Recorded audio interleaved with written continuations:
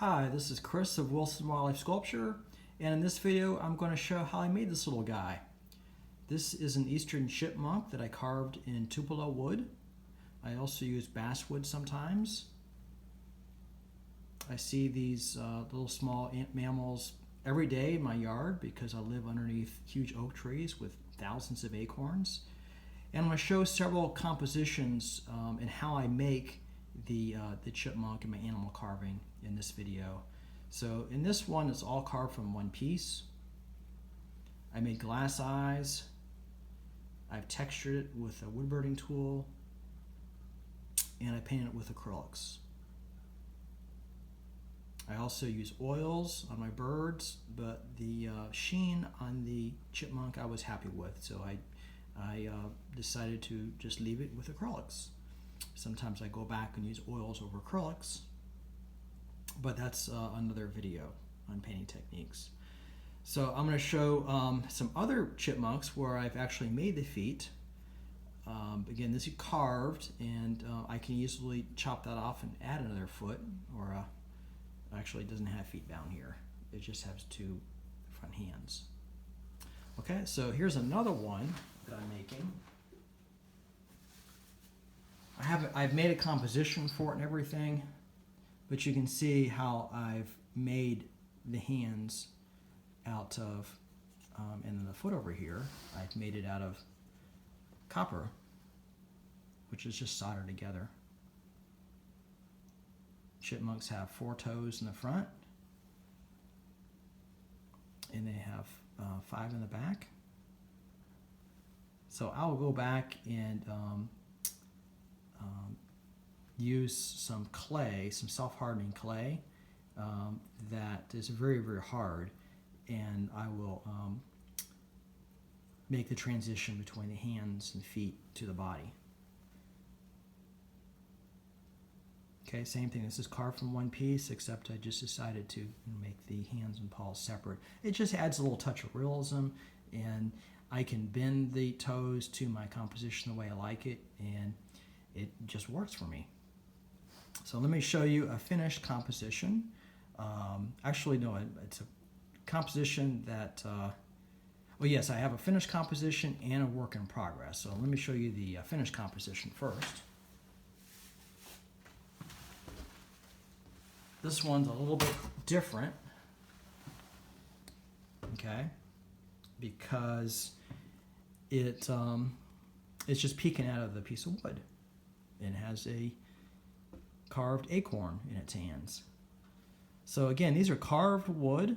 I use metal for the leaves and for sometimes the hands and toes and feet. In this case, it is all carved with glass eyes.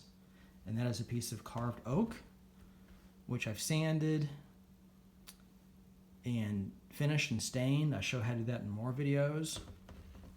So this eastern chipmunk hangs on the wall like such. Okay, and it's just peeking out of this little cavity. I do see them climbing trees in my yard, but it's not that frequent. They usually just stay on the ground and have these patterns every day, finding their stash of acorns. And so let me show you a piece in process. I'll have to move the camera tripod a little bit so you can see this little guy here. Okay, he's on a piece of black walnut. And I did not, sorry about that, I did not carve the hands on this one.